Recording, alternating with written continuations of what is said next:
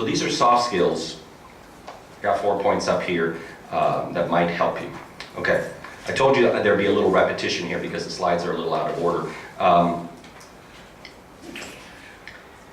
Research shows that you should spend twice as much time preparing for a phone negotiation, or any negotiation, but I'm talking phone now, phone negotiation, as it will take you to conduct it.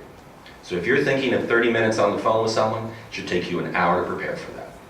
And really, if you think of it, look through your file, look through the documents, draft your list of where you want to go, draft your list of where you don't want to go. Maybe I should have covered that in some detail. There are some issues that are off the table, perhaps. Twice as much time preparing for your negotiations as you're actually doing it. Number 2, set a goal and a strategy for each conversation. Treat each significant phone conversation as an opportunity to move the negotiation forward, and set a goal and a strategy to move to that point. Actually draft it out. Perhaps, as I used in my actual real example when I was preparing these slides, talk to your opponent before. Or, better yet, in my estimation, email your client before. You know, if your client email the opposition before. You know, if the opposition wants instantaneous stuff, send them an email the day before a phone negotiation saying, here's where I'm thinking I have issues or I have concerns. Sign off on this for you. Are you okay with discussing these things? You know, put them on the spot. Knowing what order the issues will be discussed in a phone negotiation is very important. Again, I don't have the time to go into details, but whether it's a landlord-tenant case or a divorce case, you know, the order in which you address things could have a cascading effect on how other issues are addressed or not addressed. Take detailed notes of commitments, especially of commitments. Take advantage of the phone environment because you can. You can actually put the thing on a speakerphone, headset, etc. You can write comfortably at your desk, at a table. Consider sending a short email immediately after the negotiations to confirm what was discussed. Not necessarily what was agreed to, but what was discussed, and then what was agreed to.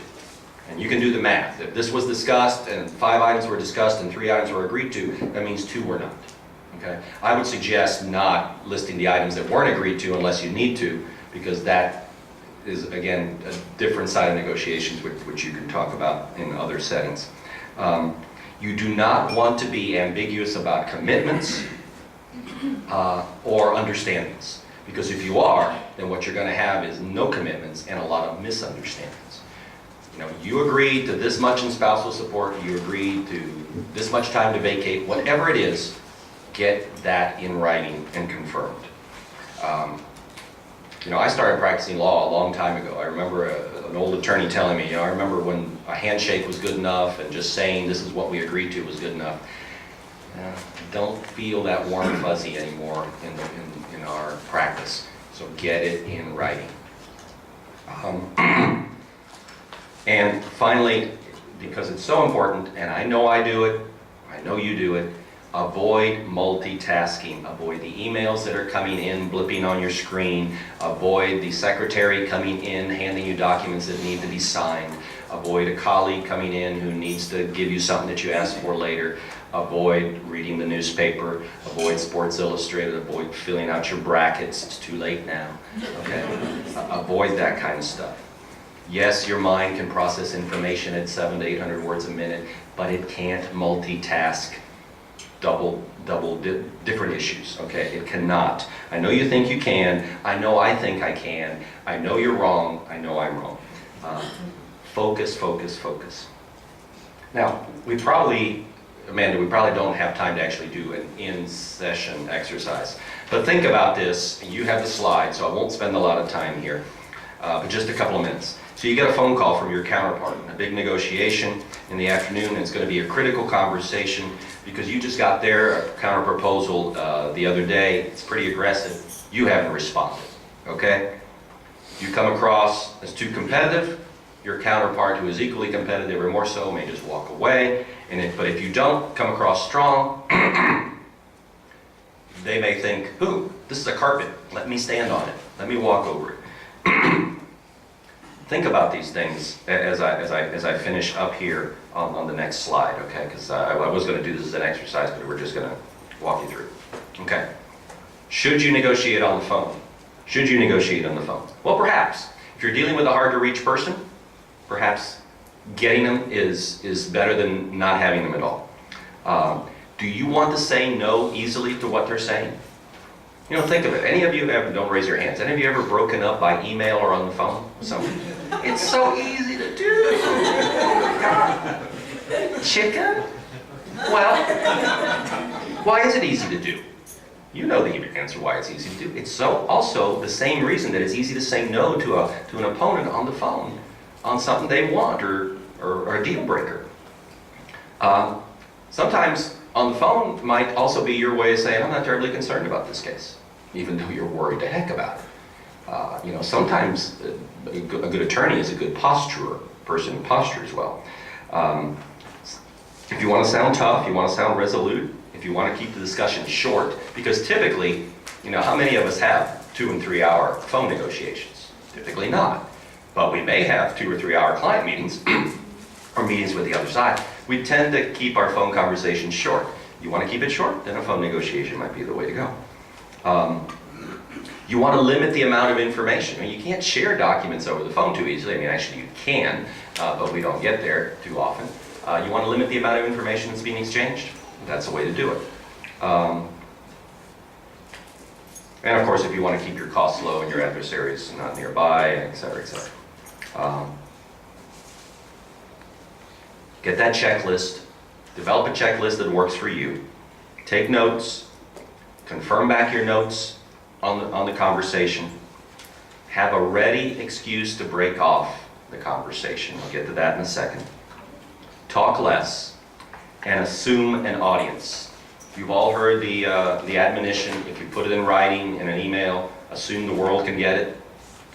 If you say something on a phone conversation, assume the world can get it. I have had many a phone negotiation with an opposing attorney in my private practice days, and my client was sitting right across the desk. Did they know? No, they didn't. Did they ask? No, they didn't. If they'd asked would I have said so? Probably would have told them my client was there. Would have ended the phone conversation. But sometimes I need that person to hear what the other side is saying directly, and then I can explain it. And that person now, my client now gets 2 opportunities to hear the same information. So, warning to you, assume when you're talking to someone on the phone that someone else is listening, and someone else who may not have your same interests is listening. And have a reason to break off a conversation. You'll start the conversation by saying, sure, I can talk to you, but I got 5 minutes. You know, if your secretary buzzes you and says, you know, Mr. Mean Attorney is on the phone on the Jones case, I said, yeah, put him through and buzz me in 3 minutes. I've done it. It works.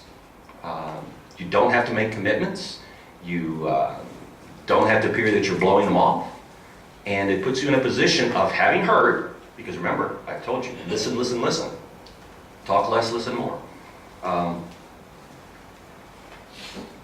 Don't start a phone negotiation when you know you don't have the time you need or you're in the middle of other things. Sorry, I can't talk to you now. I'm in the middle of doing a brief. Tomorrow, 4 o'clock. You've accomplished 2 things. You haven't diverted your attention from what's important on your brief, and you've allowed yourself time to plan. I've already said multitask. Didn't I say that? Multitask. Yeah, don't. And don't be afraid to call back if there are errors, okay? If there are errors, something they said just doesn't check out. At that point, call back. But you're not calling back in this scenario because you forgot something. Because you were prepared before, and you're not recreating the wheel. Also, keep in mind this. Are you the one initiating the call? If you're the one initiating the call, not just sitting at your desk and all of a sudden the phone rings. If you're the one initiating the call, then chances are you're prepared. It's on your calendar, you planned for it, you set aside time for it.